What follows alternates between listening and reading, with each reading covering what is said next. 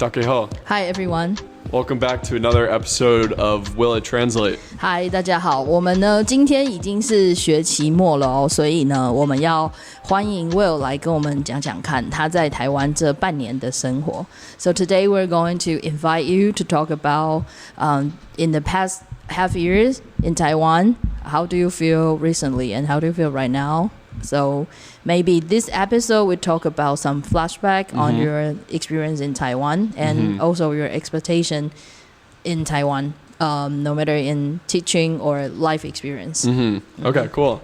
Well, I guess at first it was a pretty big adjustment in Taiwan. Like I don't know Chinese. I didn't know any Chinese at all, so it was really hard.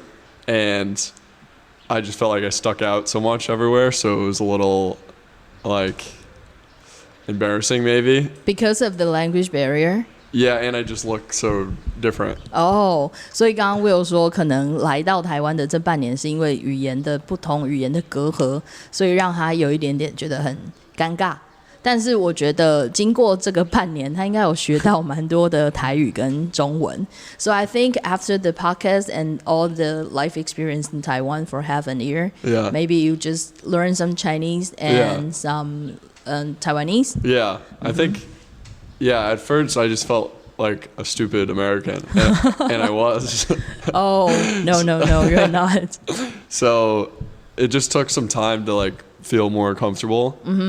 Like going to places by myself or like eating at restaurants by myself, things like that. Like I didn't really want to do at first. Oh, really? So you had a hard time to like go along to the restaurant and ordering food, or? Yeah, I just felt like you're totally stupid, and I didn't want to like. I didn't really know how things worked, so I'd rather just not like do that. Wow, it's a hard time. So yeah, a bit of a culture shock, but I think that was expected. Yeah, that's the same experience if I took a trip to Japan because I don't know any Japanese. Right. So, and Japanese people, they don't speak English a lot. So I feel, I'm so stupid because I cannot speak any Japanese. I can even read the words or anything that I don't know. Yeah. So I feel, oh my God, I'm so stupid. And I can't ask questions. Yeah, or, like, that's right. But ask for help. That's right. So maybe learn some like local language. Right. Helping you get used to the environment. So how so far was the most common used Chinese or Taiwanese you had in your daily life? Probably Babao. Okay, because you play basketball a lot. You mean the real Babao or basketball Babao? Just basketball Babao. Okay. So Babao a lot. Right. Okay. You're teasing. Well, not me. Because you're teasing others. Okay. But maybe like I started saying like painse a lot. Yeah, painse. And dosha. Does it work? Yeah. Okay. Yeah. I think some people don't know what I'm saying because they don't. They're not like expecting me to do it. Oh, okay. But they will feel really shocked if they hear you say that. Which is a good feeling for me. Wow. When they like are surprised and like appreciative. So the language barrier just like shock you at the first. And you mentioned about the cultural shock, and what does that like really impact on your daily life for cultural shock? Well, I guess just like trying to figure out how things are done. Like at a restaurant, you take the menu, you take a pencil, you go to your seat, you fill it out, then you pay right away. Yes.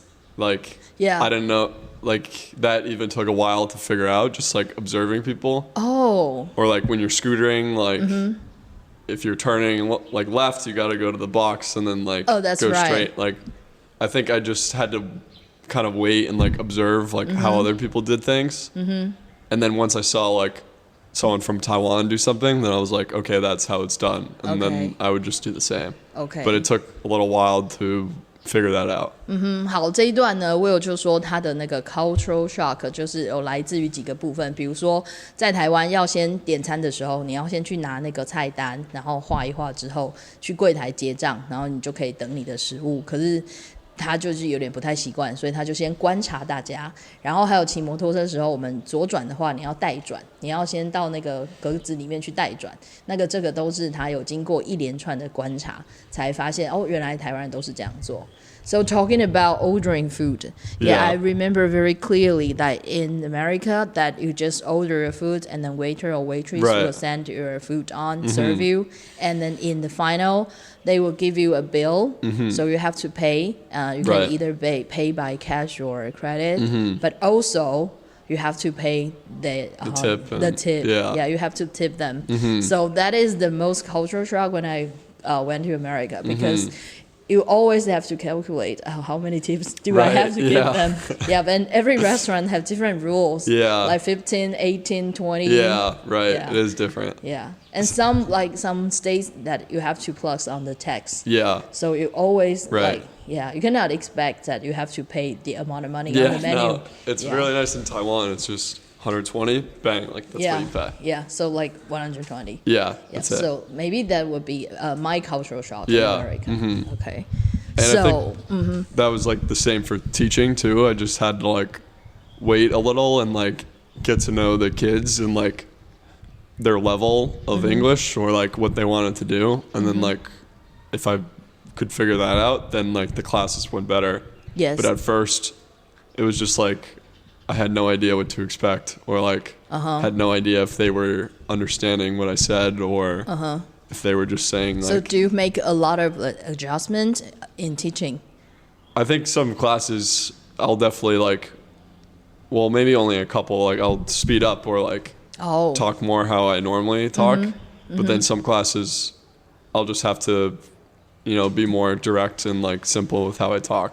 Okay. And make sure they understand, take more breaks and things like that.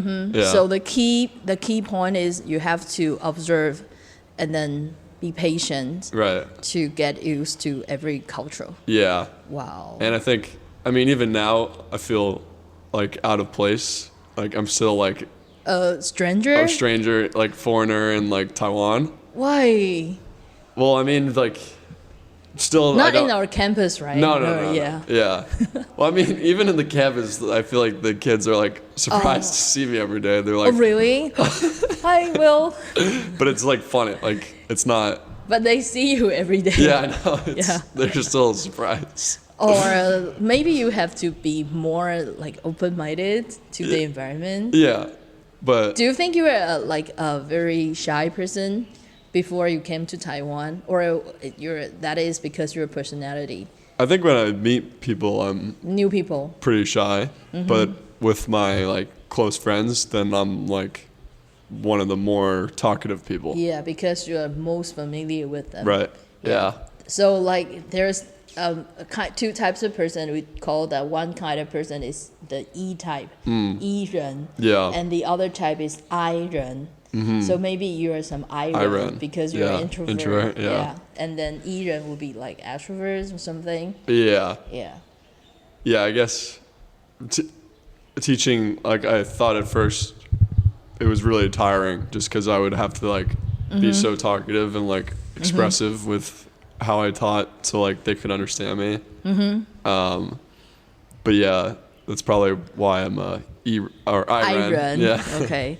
So do you think like as you mentioned you have a hard time because of a language barrier? What is the biggest annoying things in teaching? Like you have to understand each level of each class. Or some sharing about your teaching life in Taiwan. I don't think that's like annoying. Even when they're like, I feel like I'm still so young that even when they're like talking or like goofing around, like I think it's funny too. Which is like not a good but the teachers will be like but I think it's good because like you can be with them. You know how they felt. I think I've learned like my style of teaching is more like not being very strict, but like trying to like earn their respect by like, I don't know, like relating to them or like getting to know them. Yeah, that's right. So different teachers has different ways to get close to their students. But like some teachers were really strict And that works. Right. And that's better. Yeah. But some teachers that would be strict but friendly, strict and friendly in the same time, that is okay for students. Yeah. So you gotta find your own way of teaching. Right. But I think in the U.S., like if kids were like talking like while I was teaching, then I would kind of like be like, come on, like listen up. And then like, be more strict than in. Yeah. Oh. But in Taiwan, it's like even if I did that, like they probably wouldn't know what I was saying. So it's like that's right. Yeah. I don't know how much I could really help, which I do feel bad about sometimes. But like after 3 months, how do you feel about the teaching in the first beginning and recently? Definitely a lot more comfortable. And like after we do a lesson a couple times, then like I know like what works and like what doesn't, which is really helpful. And I can like go through a whole lesson well. But at first it is tough still knowing like what works and like what is not going to work with them. So you have to try every method to get things better. Right. Well, I have another thing. Okay, you keep going. Yeah. One thing that I've learned is like small details like really matter. Because like sometimes I'll be like, oh, we're going to play bingo. Like draw this bingo card on your sheet of paper. Yes. And it's like too complicated and like they don't want to like do it fast in the morning. So then it takes them like forever. Yeah. And then we have no time left. That's right. Or like for the country music project, I was like, oh, you can draw the flag. Yes. But some flags were so complex that it took them like Mexico 30 minutes. Yeah, because a lot of like animals in it. And I think the flags of Spain also complicated.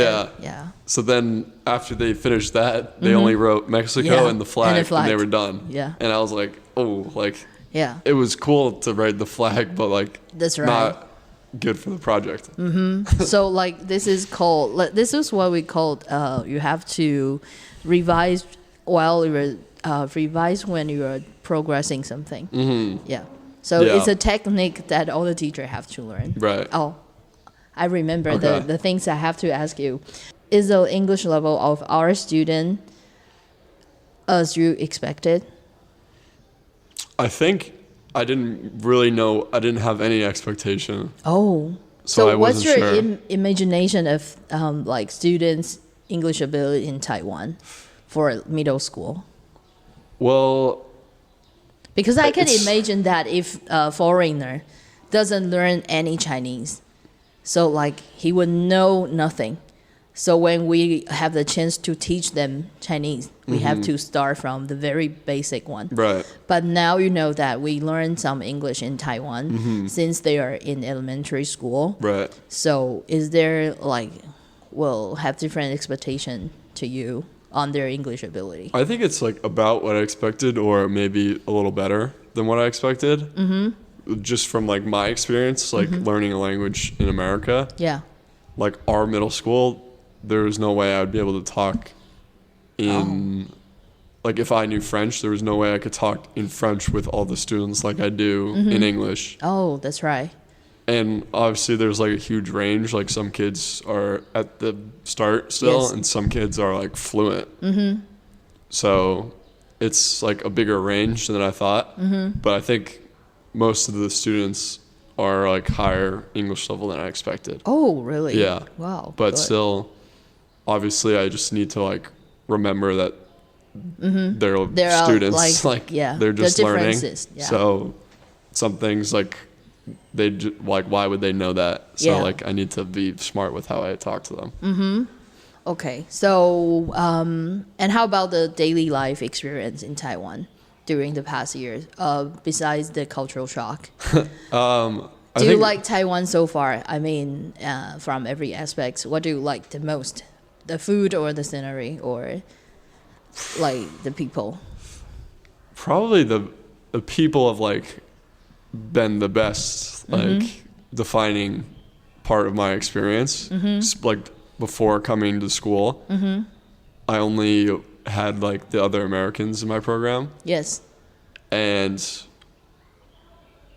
it was nice like coming to school and like meeting like all these different people and like building like relationships with like you and the other teachers has been like the best part. Wow. And like it's our pleasure. And like I don't know what I would do if I didn't like go to a school where they would like no friends have no friends or like nobody didn't want to like help me or like that would be really rough. Yeah, because I can imagine that if I teach in America by myself and no American teachers like come with me and then like help me, and I feel so lonely. Yeah, I don't know. Yeah. And it's nice like that I'm pretty busy now, like during the week, because it makes it like go by faster and like I'm occupied. Yeah. Like I have what? Not like go by faster, but like I mean you got things to occupy your life, so you cannot like thinking others. Yeah. Well, it's just hard sometimes being away from home, but like that's right. If I'm so busy and like I'm focused on school, then it's like you have something to expect every day. Yeah, it gives me like something like a purpose kind of. Yeah. So it's nice like going to art class with like Aspen or like that's right. having school and then playing basketball with kids and yo-yo. I think the students like to play basketball with you. Yeah. Yesterday on the 8th period is about 4:45 and then the class ends at 50 and then the students start push me as teacher, can you be faster? We want to play basketball with we don't want to be late, can you be faster? Can we end class now? And I said no, I have one thing to be the end. And then no, we can teach them tomorrow, so we have to go. And then they just like tidy up all their package and then school bag and then they wait in front of the gate of the classroom. So after the bell rang, and then they run immediately to the basketball court to play basketball. Yeah, I mean that is a good that's a good progress because the student they also have something to be expected. Right. So they know they can use English more in order to play basketball with you or chat with you. So I think it's a good thing. Yeah. For my observation. Yeah, it is nice. Yeah. Even if a student asks like, "Are you going to play basketball today?" Like usually they're really quiet and like wouldn't use English, but like they need to talk to me. Yes, and they sometimes greet with you. Yeah. With like different language. With a lot of nonsense talking. Like another student, doesn't speak that much English, but he calls me like Fake Will. And he like plays basketball with us because his name is Will too. Oh, he's like Fake Will, hello. Okay, so that's a way they communicate. Yep, I like that. Okay, so we're going to talk about what's your like expectation or what's your resolution in the coming new semester, or anything that you want to be better, learn more Chinese, or.